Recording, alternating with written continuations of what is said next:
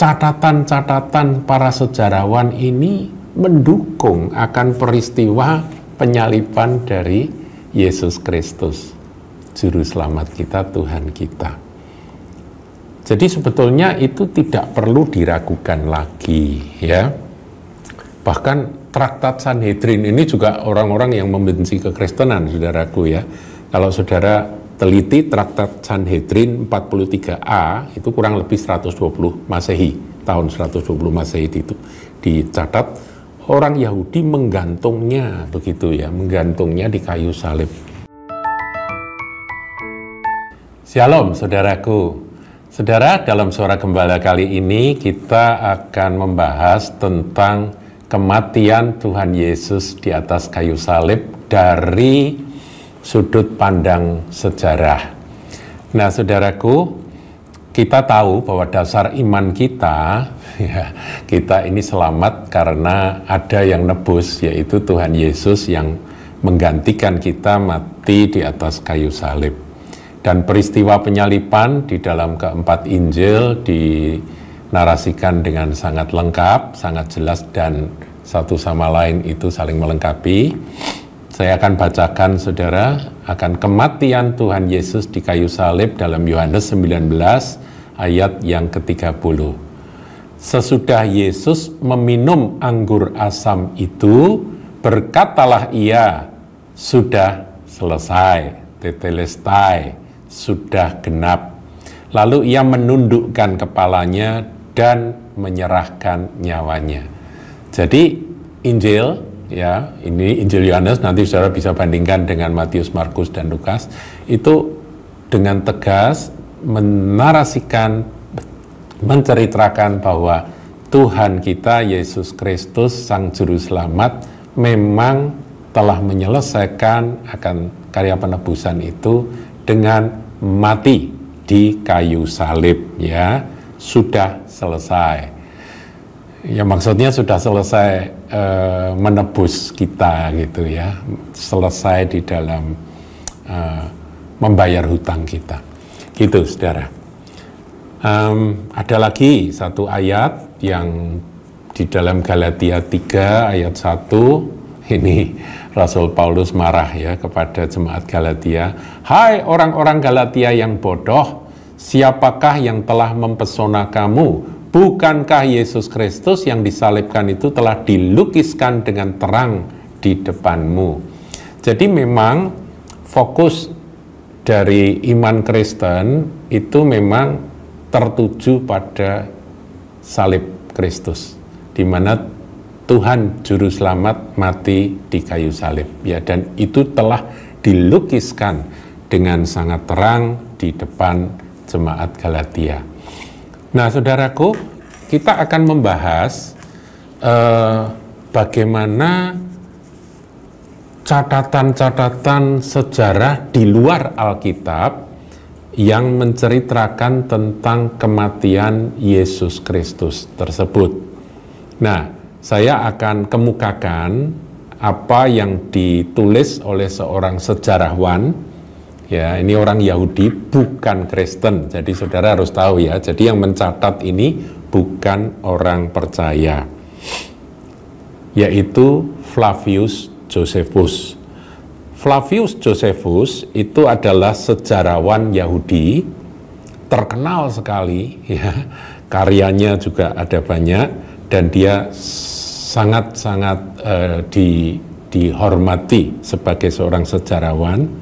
Dia hidup sekitar tahun 37, jadi nggak terlalu lama setelah penyaliban, peristiwa penyaliban yang diperkirakan tahun 33 gitu, ya. Ini tahun 37 dia lahir. Jadi kalau dia menulis tentang peristiwa penyaliban, meskipun dia bukan orang Yahudi, tapi peristiwa itu kan bikin heboh seluruh Yerusalem, Yudea, ya, bahkan sampai kemana-mana.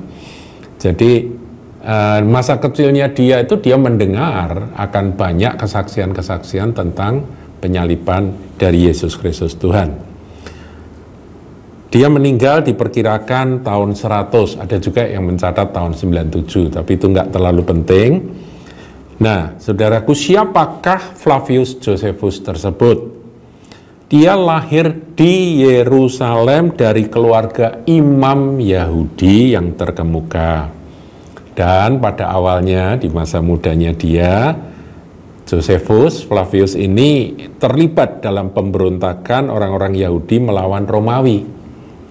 Tahun 66 sampai tahun 70, di mana di tahun 70 itu betul-betul terjadi penyerbuan dan Yerusalem dikepung, dan banyak sekali orang-orang Yahudi yang mati karena ditumpas, ya. Jadi pemberontakan itu ditumpas oleh tentara Romawi di bawah Jenderal Titus, dan puncaknya adalah Bait Allah diruntuhkan di tahun 70, menggenapi akan nubuatan yang disampaikan oleh Tuhan Yesus, bahwa tidak ada satu batu pun yang tertumpuk atau terletak di atas batu yang lain. Jadi betul-betul diruntuhkan, dibakar dan diruntuhkan. Saudara, ya, itu sudah berulang kali saya sampaikan bahwa penggenapan dari apa yang dikatakan Tuhan Yesus tentang nasib dari bait suci atau bait Allah itu betul-betul terjadi. Nah, setelah ditangkap oleh Romawi, Flavius Josephus ini akhirnya dia berpihak kepada pemerintah Romawi, dan dia malah diangkat jadi penulis sejarah yang mendokumentasikan peristiwa-peristiwa penting bagi bangsa Yahudi di masa Kekaisaran Romawi. Nah, dia mencatat, saudaraku, karya-karya yang terkenal, itu ada beberapa karyanya, tapi yang paling terkenal adalah The Antiquities of the Jews, atau kekunoan gitu ya, kekunoan, keantikan bangsa Yahudi. Nah, di situ sejarah Yahudi dari penciptaan hingga abad pertama itu ditulis oleh Josephus Flavius dalam karyanya yang cukup tebal. Nah, saudara, ada juga karyanya dia yang merupakan karya jurnalistik sebetulnya, The Jewish War, yaitu perang Yahudi. Itu tentang pemberontakan melawan Romawi yang dia catat juga, karena dia hidup di masa itu, saudara. Kemudian Against Apion, itu pembelaan terhadap tradisi Yahudi dari kritik luar. Jadi kan sebagai seorang beragama Yudaism, ya, dia seorang anak imam, saudara, imam Yahudi, jadi bukan orang Kristen. Ini Josephus Flavius juga membela terhadap tradisi Yahudi melalui tulisan-tulisannya. Nah, saudara, sekarang kita akan fokus pada apa kata Josephus Flavius tentang kematian Yesus Kristus di atas kayu salib. Jadi kalau ada yang meragukan bahwa Yesus Kristus itu tidak mati disalibkan, maka kita bisa melihat dari catatan di luar Alkitab. Ya, sebab kalau Alkitab ini kan sifatnya sakral dan ya kita hanya dengan iman saja kita menerima. Tetapi kalau sejarah itu kan dicatat oleh orang-orang yang tidak mempercayai Alkitab. Jadi kita tinggal membandingkan, komparasinya itu, ini tulisan dari orang yang tidak percaya Yesus sebagai Tuhan Juru Selamat, sebagai Mesias, dan di sini percaya sebagai Mesias. Nah, apa yang dicatat oleh orang-orang yang tidak percaya ini? Memang Flavius Josephus terkenal sebagai seorang sejarawan yang objektif, saudara, ya. Jadi meskipun dia tidak percaya, tapi dia mencatat apa adanya. Dan dia hidup di masa-masa yang sangat dekat dengan peristiwa penyaliban dan masa-masa gereja mula-mula. Nah, begini, saudaraku. Dalam The Antiquities of the Jews, itu yang ditulis kurang lebih tahun 93 sampai 94 Masehi. Jadi ya di masa tuanya dia sudah mengumpulkan dan dia menulis, akhirnya diterbitkan, dan itu ada di perpustakaan Romawi dan itu dipelihara sampai hari ini. Saudara bisa dapatkan di Antiquities of the Jews, itu bukunya tebal. Nah, di situ penyaliban Yesus Kristus disebut tidak secara panjang lebar seperti yang ada di dalam keempat Injil. Tidak, karena memang dia bukan orang percaya, tapi dia pencatat sejarah. Maka secara singkat di buku 18, jadi bukunya macam-macam, itu buku yang ke-18, pasal 3 ayat 3, itu ada kutipan yang dikenal sebagai Testimonium Flavianum, yaitu kesaksian dari Flavius, gitu ya. Berikut isi kutipan dari Josephus Flavius ini seperti apa. Nah, dia sebutkan tentang Yesus. Pada masa itu tampillah Yesus seorang manusia arif bijaksana, jika boleh disebut manusia, karena dia tahu bahwa orang-orang Kristen pada masa itu, bagi orang Kristen Yesus bukan sekedar manusia, tapi dia juga Tuhan. Dia melakukan perbuatan-perbuatan ajaib. Ini objektif, saudara ya, bahwa Yesus memang melakukan keajaiban-keajaiban, mujizat-mujizat, dan menjadi guru bagi mereka yang gemar mencari berbagai kebenaran. Dia mengumpulkan para pengikutnya dari kalangan Yahudi. Memang murid Tuhan Yesus 12 murid kan dari Yahudi, saudaraku ya, maupun dari kalangan bukan Yahudi. Ada yang bukan Yahudi, saudara. Dia adalah Kristus, dalam bahasa Yunaninya dalam kurung ho Christos autos en, dia adalah Kristus. Dan kemudian ini tentang penyaliban, saudaraku ya, saya lanjutkan. Pilatus telah menjatuhkan hukuman mati di kayu salib kepadanya atas desakan para pemimpin agama kita. Disebut kita itu ya agama Yahudi. Tetapi ya dia juga mencatat mereka yang tetap mengasihi dia tidak berhenti mengikutinya. Sebab dia menampakkan diri kepada mereka pada hari ketiga. Ini menurut kesaksian orang-orang Kristen. Ya dia percaya atau tidak, dia hanya mencatat saja. Dalam keadaan hidup kembali, ini tentang kebangkitan Tuhan. Seperti nabi-nabi ilahi telah menubuatkan hal itu dan beribu-ribu perbuatan ajaib mengenai dia. Golongan yang disebut berdasarkan namanya yaitu kaum Kristen masih tetap ada. Itu pada waktu tahun 93-94 Flavius Josephus menulis. Saudara, kita tahu ya bahwa gereja mula-mula itu mengalami aniaya yang sangat mengerikan. Dan mereka tercerai-berai dan masih ada terus meskipun aniayanya jalan terus. Tapi mereka terus memenangkan jiwa-jiwa orang bertobat dan masuk dalam tubuh Kristus makin ditambahkan jumlahnya. Yahudi, Yunani, bahkan bangsa-bangsa lain. Nah, saudara, saya mau tambahkan ya, tambahkan bahwa Flavius Josephus itu bahkan mencatat hari, tanggal, dan jamnya. Ya, yang disebut dalam bahasa Ibrani BRF Pesach, yaitu pada hari persiapan Paskah. Saudara, ini sebuah catatan sejarah. Jadi kematian Tuhan Yesus di kayu salib itu sebetulnya nggak perlu diperdebatkan. Perkara orang percaya bahwa dia mati, darahnya menghapus dosa kita karena dia adalah anak domba yang dikorbankan, anak domba yang tersembelih, ya, seperti domba Paskah itu. Nah, itu iman, mau percaya atau tidak. Tetapi fakta bahwa Yesus Kristus, Tuhan kita, Juru Selamat kita, memang telah mati disalibkan.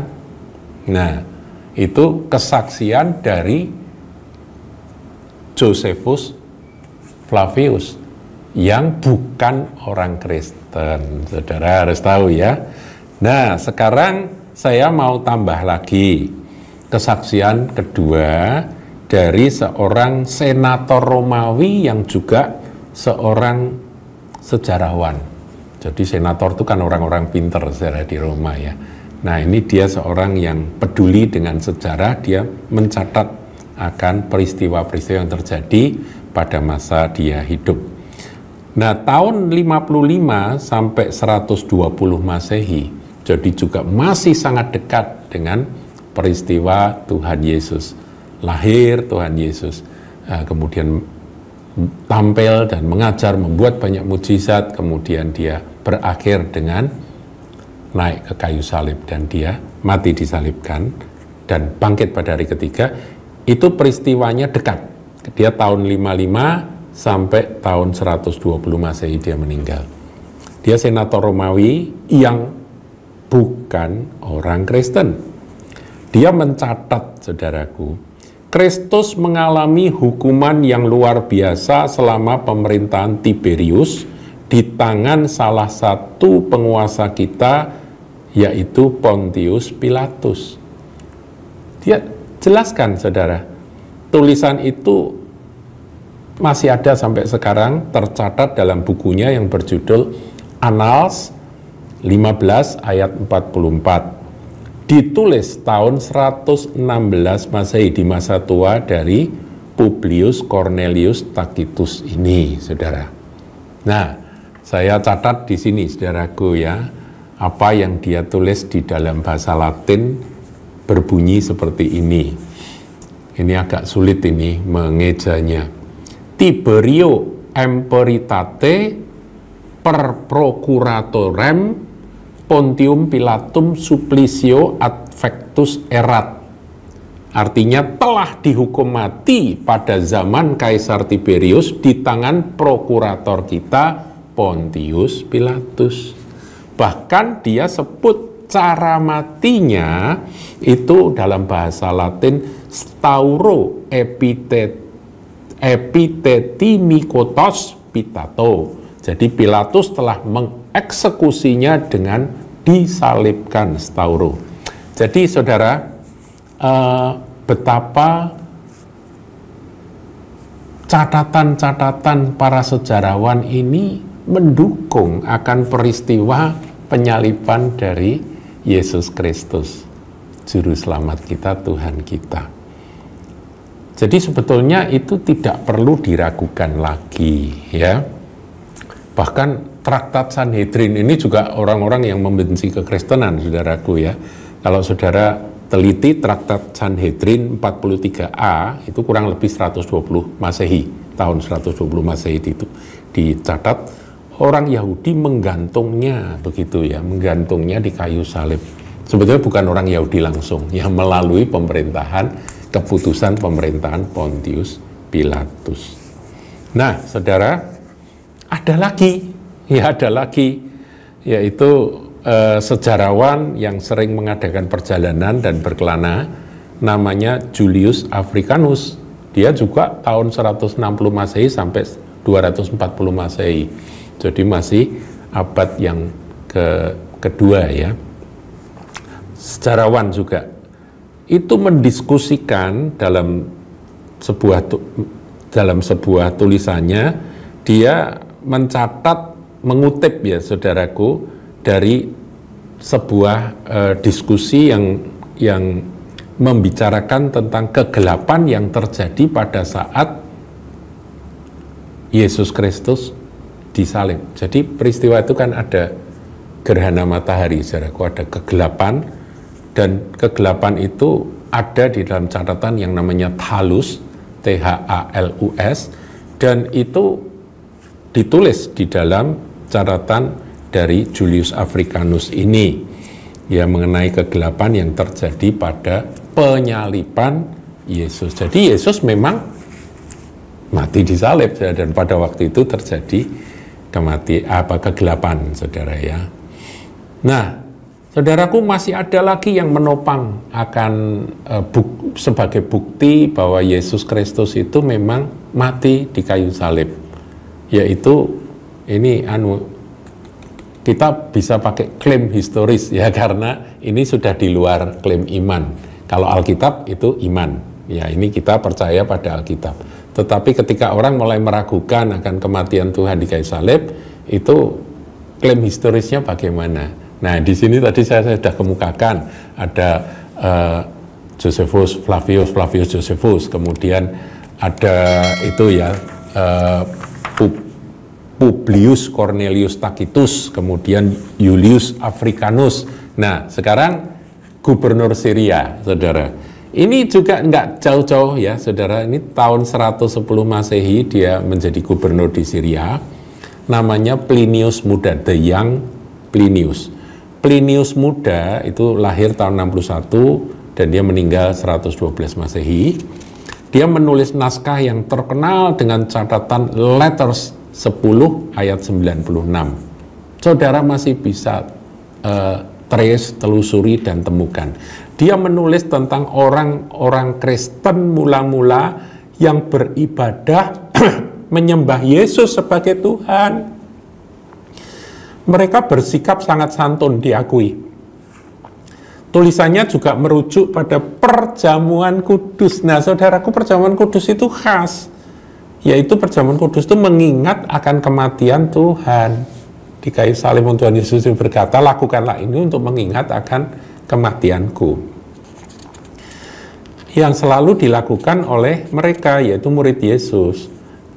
Dan sebagai tambahan, Plinius Muda yang benci terhadap kekristenan, meskipun dia mengaku mereka santun, dia nyebut orang-orang Kristen itu meskipun santun, mereka pig-headed obstinacy, jadi kepala babi atau kepala batu gitu ya, nggak bisa diomongi gitu. Kalau sudah percaya, yakin, mau disiksa, suruh nyangkal Tuhan, nggak pernah mau. Itu ada di dalam letters atau surat yang ditulis oleh Plinius Muda. Ya, salah satunya dia tulis surat pada Tacitus tadi, Publius Cornelius Tacitus tadi, saudaraku. Jadi ini masih di antara mereka, di antara orang-orang Romawi. Ya. Nah, ada lagi Lucian dari Samosata, ini 125 Masehi sampai 180 Masehi. Ini penulis Yunani, saudaraku. Ya, meskipun beretnis Assyria dia, tapi dia penulis Yunani abad kedua. Dia menceritakan bahwa Yesus itu disembah oleh orang-orang Kristen. Dia memperkenalkan ajaran-ajaran baru, agama baru, dan disalibkan oleh orang-orang Yahudi. Dan dia, ya maaf kata, dia memaki Yesus sebagai seorang bangsat. Saya tampilkan ini supaya apa? Supaya saudara yang mendengarkan ini tahu bahwa ini sumber bukan dari yang orang-orang yang percaya pada Injil, bukan orang yang menerima Injil, tapi karena Injil ini juga sekaligus merupakan catatan sejarah, jadi kita harus menggali dari fakta-fakta sejarah, dari tulisan-tulisan para sejarawan pada masa itu.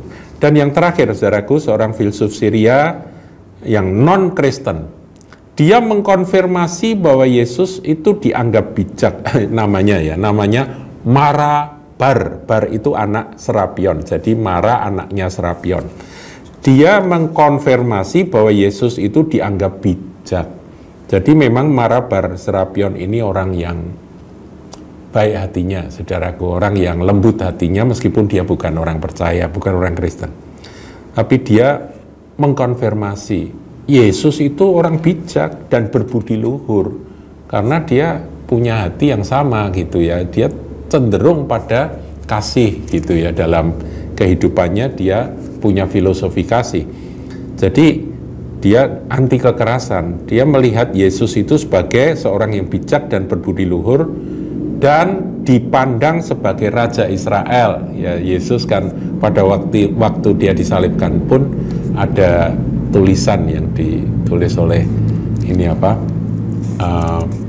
oleh Pontius Pilatus, inilah raja orang Yahudi.